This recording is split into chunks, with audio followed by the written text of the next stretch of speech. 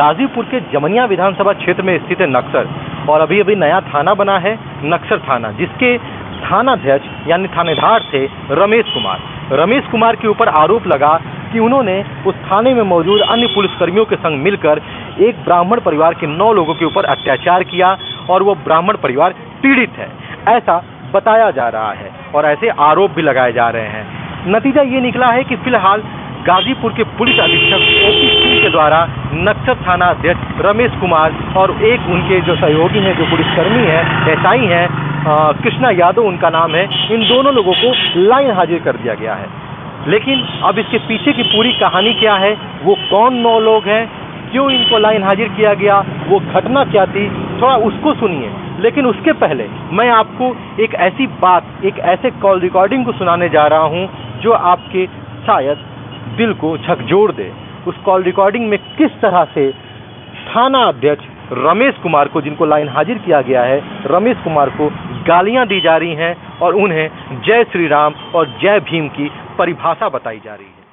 तुम्हारी औकात तुमको दिखा दूंगा, तुम्हारी औकात क्या है। पहले नौकरी करने आए, शायदी करने आए, पहले साहब नहीं नौकर हो पब्लिक के अच्छा, और नौकरी करो, शायदी करोगे जूतों से मार खाओगे सालों।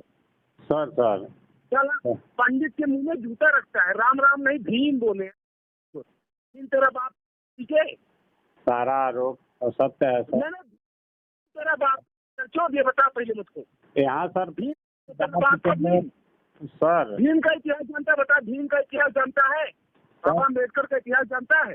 सर पहले ध्यान दें सर कि मैं कुछ नहीं सुनना चाहता हूँ। मुझे ये शिकायत मिली है और डीजीपी को मैंने रिकमेंड किया, ठीक है, और डीजीपी आज नहीं सुनेंगे तो कल HRDA को देखता हूँ। मेरे बारे में नहीं जानते हो कि मैं क्या हूँ। उत्तर प्रदेश में किस थाने में रहोगे, किस गांव में रहोगे, जिस गांव में रहोगे वहाँ जूतों से मार सकता हूँ, और कहो तो तुम्हारे थाने में आज तांडव करके दिखा दूँ रात में। लेकिन नहीं, प्रशासन हाथ में नहीं लूंगा तुमको, तुम्हारे प्रशासन की भाषा में जवाब दूंगा बेटा। सर आपका स्वागत है थाने पर। यार उस पंडित की घर पे कितने डंडे तुमने मारे?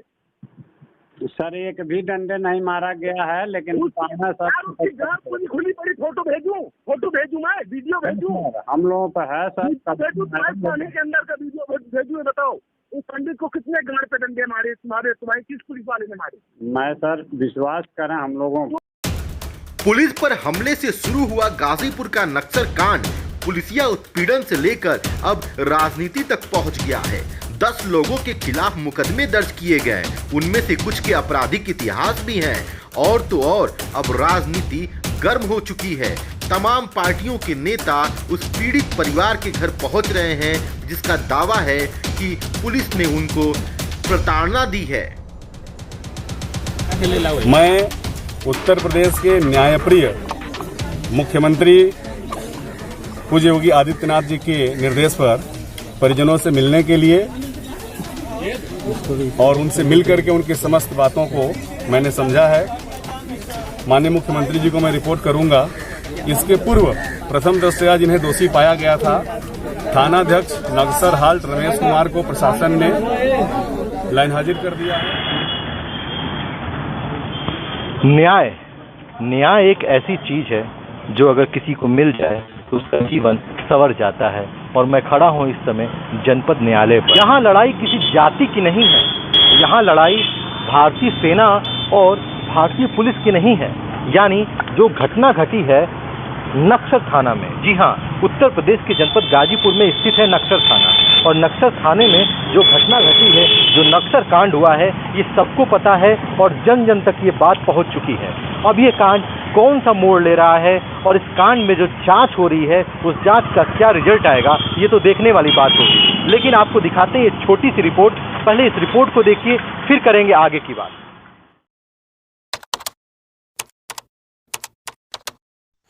ग्राम नूरपुर थाना नक्सर हाल्ट की घटना के संदर्भ में बताना चाहता हूं कि दीपेश की सूचना पर थानाध्यक्ष मैं फोर्स के ग्राम नूरपुर पहुंचते हैं, जहां राजन को एक लोडेड रिवॉल्वर के साथ गिरफ्तार किया जाता है। दूसरे रिवॉल्वर की तलाशी के दौरान वाद विवाद की स्थिति उत्पन्न होती है। इसी दौरान 10-12 लोगों के द्वारा पुलिस बल के साथ मारपीट करके राजन को छुड़ा लिया जाता है। इस दौरान 3 आरक्षी घायल होते हैं, जिसके संदर्भ में थाना नक्सर हाल्ट पर मुकदमा पंजीकृत किया जाता है। दिनांक 27 जुलाई की सुबह 9 अभियुक्तों की गिरफ्तारी होती है। उन्हें मेडिकल के लिए हॉस्पिटल भेजा जाता है। मेडिकल रिपोर्ट के अवलोकन से स्पष्ट है कि एक अभियुक्त अजय पांडे के 2 बांह पे चोट है। इसके अलावा किसी को किसी भी प्रकार के अन्य चोट नहीं है। इसके पश्चात इन्हें माननीय न्यायालय के समक्ष प्रस्तुत किया जाता है, जहां इनकी अंतरिम बेल स्वीकार कर ली जाती है। दिनांक 27 से लेकर 30 तक परिवार के किसी भी सदस्य अथवा संगठन के द्वारा पुलिस उत्पीड़न के संदर्भ में किसी प्रकार की कोई शिकायत वरिष्ठ पुलिस अधिकारी अथवा मजिस्ट्रेट के समक्ष नहीं प्रस्तुत की जाती है। 30 तारीख की रात्रि में ट्वीट किया जाता है, जिसको संज्ञान में लेते हुए जांच की कार्रवाई प्रारंभ की जाती है। इसी क्रम में जिलाधिकारी गाजीपुर महोदय के द्वारा मजिस्ट्रेटी जांच के आदेश दिए जाते हैं, जो कि एसडीएम जमानिया के द्वारा की जा रही है। जन भावनाओं को ध्यान में रखते हुए थानाध्यक्ष नक्सरहाट और उप निरीक्षक को लाइन हाजिर किया जा चुका है। विदित हो कि इस प्रकरण के मुख्य अभियुक्त अजय पांडे के विरुद्ध 13 मार्च 2000 को थाना दिलदार नगर रेलवे स्टेशन पर आगजनी करने, तोड़फोड़ करने और पुलिस बल के साथ मारपीट करने का मुकदमा जीआरपी थाना मुगलसराय पर पंजीकृत है, जिसके क्रम में इसके विरुद्ध विधिक कार्रवाई की गई थी।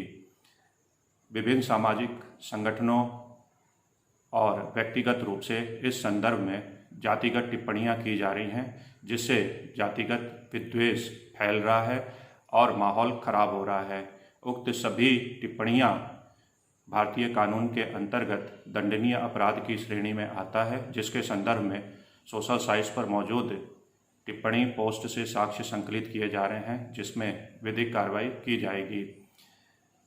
अतः आप लोगों से अनुरोध है कि जातिगत विद्वेष फैलाने वाले ऐसे किसी भी टिप्पणी अथवा पोस्ट से परहेज कर सहयोग करें। राजनीति एक ऐसी परिस्थितियां उत्पन्न कर देता है कि समझ में नहीं आता है कि नेता चाहते क्या है। जब बात नहीं बनती है तो हिंदुस्तान को हिंदू और मुस्लिम में बांट दो, और जब हिंदू और मुस्लिम से मन भर गया हो तो हिंदुओं को ही जाति में बांट दो।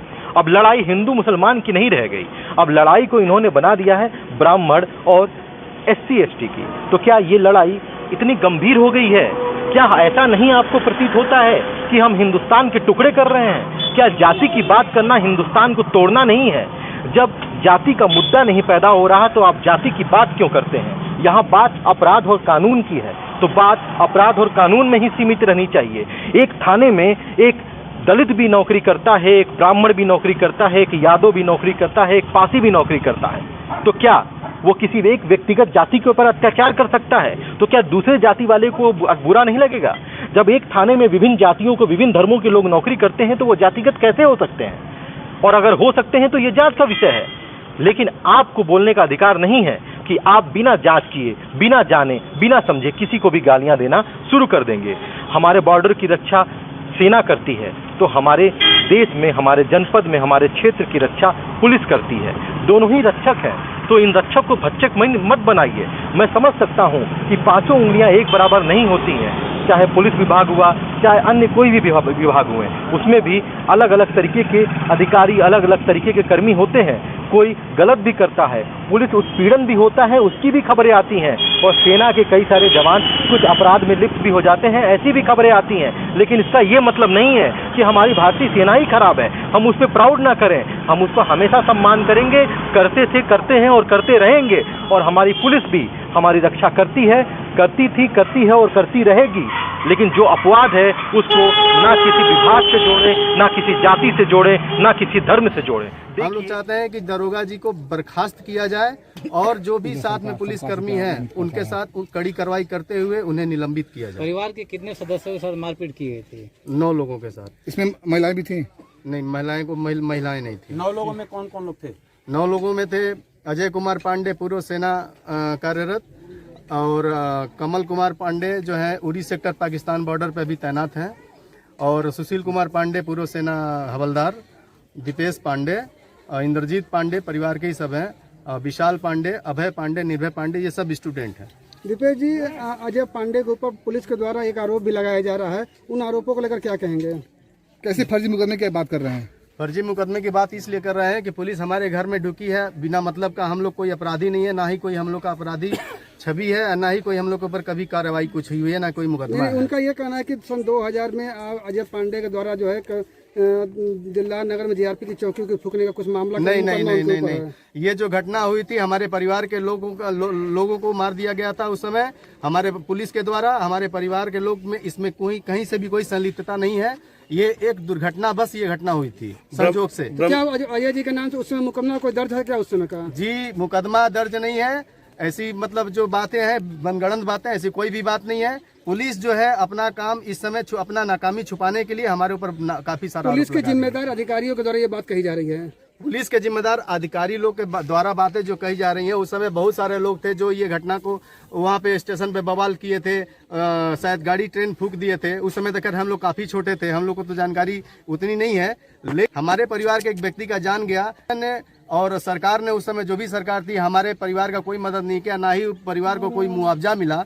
और झूठा आरोप जो अभी लगाया जा रहा है ये सब कोई नहीं है। आप 30 साल के करियर में, नौकरी के करियर में आप थाने में कोई आपराधिक रिकॉर्ड दिखा दें हमारे परिवार का या हमारा, तो आप लोग, मैं प्रशासन से मांग करता हूं कि जो हमें सजा देंगे हमें मंजूर है। ब्रह्मभोज के दिन ऐसा क्या हुआ, पिस्टल लहराने का मामला था, क्या है मामला ये? ब्रह्मभोज वाले दिन किसी को सूचना के आधार पर जो है कोई लड़का को पकड़ने पुलिस आई थी कि उसका हाथ में कोई रिवॉल्वर बंदूक है, तो उस आधार पर पुलिस आई थी। पुलिस इसके बाद आई है, पकड़ी है कि नहीं पकड़ी है उससे हम लोग को कुछ लेना देना नहीं है। हम लोग अपने परिवार में अपने द्वादशा के कार्यक्रम में व्यस्त थे और अचानक हमारे घर में 5-6 पुलिस वाले ढुकते हैं और ढुकने के बाद में जब हमारा भतीजा पूछता है कि क्या हुआ, कौन है आप लोग, तो उसको तुरंत मारपीट करना शुरू कर देते हैं। ये कहना कि हम दोबारा विकास दुबे नहीं पैदा होने देंगे जनपद में, क्या कहेंगे सर? इसके बारे में हम क्या कहें, हम तो विकास दुबे तो जो कांड किया था वैसा तो हम लोग कभी जिंदगी में सोचे भी नहीं है, ना हम लोग उस प्रवृत्ति के हैं। हम लोग रोजी रोटी कमाने वाले व्यक्ति हैं, हम लोग जो है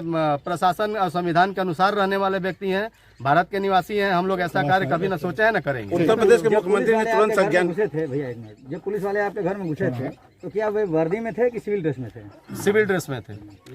सिविल ड्रेस में। योगी जी से आपको क्या कहना है? उन्होंने तुरंत संज्ञान लिया, क्या कहना है योगी जी से आपको? हमारा माननीय मुख्यमंत्री जी से यही गुहार है कि हमें कृपया निष्पक्ष भाव से न्याय दिलाएं एवं आरोपी दरोगा को तत्काल प्रभाव से बर्खास्त करें।